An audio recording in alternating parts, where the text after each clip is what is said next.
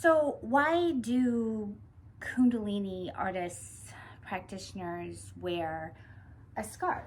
So traditionally, you might see people walking around, they're wearing all white and they're wearing scarves on their head. Is that in the traditional practice, they wear a scarf, and that is, for one, it's kind of like you dress up to go to church, or it's reverence to your practice. So that is one reason. Another is that it brings attention up to your third eye, so that is where you're trying to push your energy up to. So it just kind of creates another awareness as to where the energy is going. A lot of Kundalini masters also say that it holds that energy. So you're not, dispersing that energy as it rises up all over the place. Okay.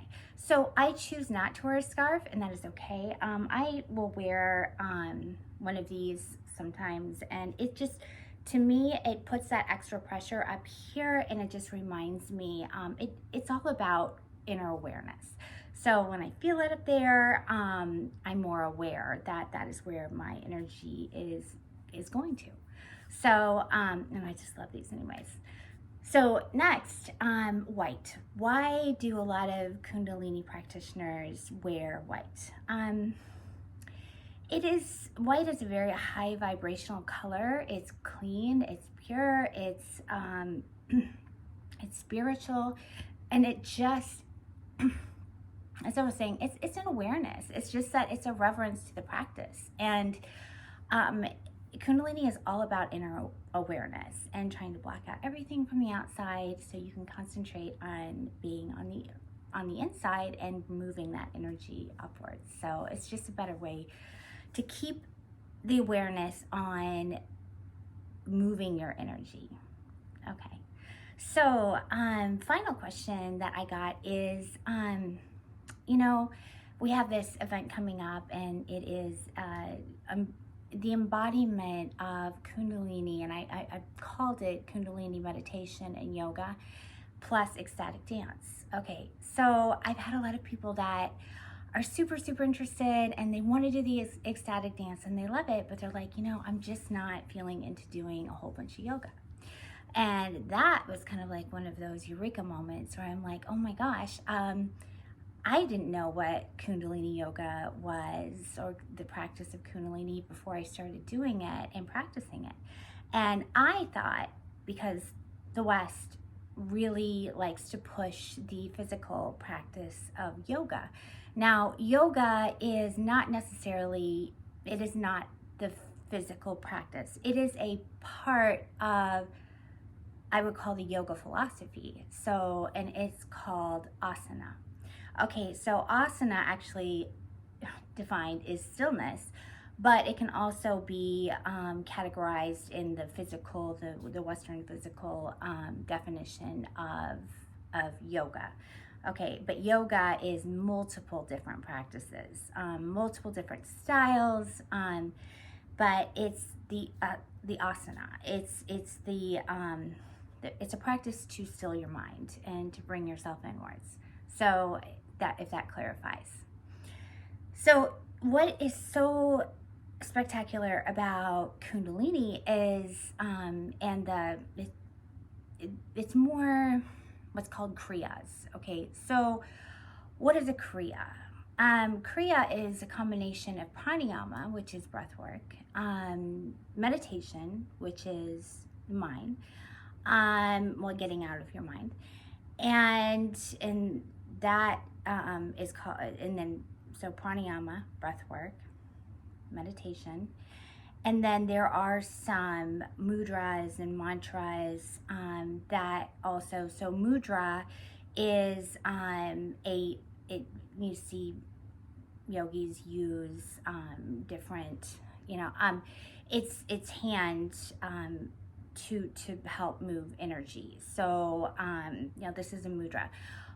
Mantra, so there's a beginning mantra to start a Kundalini practice that is very traditional, and it's everything about the mantra is how the vibration, how your mouth moves, the pressure points in your mouth. It's things that you say that help stimulate, evoke, get your mind, into the practice. It's like creating a sacred space. So finally, this rug that I'm sitting on. Okay, so and I'm going to kind of put it down here so you can see it a little bit. In the traditional practice of Kundalini, you sit on a sheepskin rug. And that is, it is to soften the energy. It's also to allow, help with the awareness of the sacred space for the sacred practice. And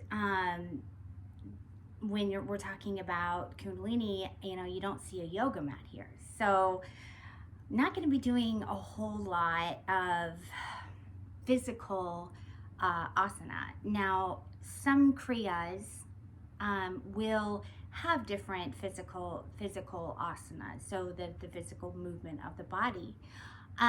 But a lot of it is just is sitting in easy pose, which is what this is, or sitting in rock pose, which this is, and then moving a lot of your upper body, because you're stimulating that Shakti energy at the base of your spine, in the Shiva, and you're moving it. So I do hope that helps you, and I'm going to show you a short Kriya, which is a series of movements, a series of meditations that focus on one particular goal.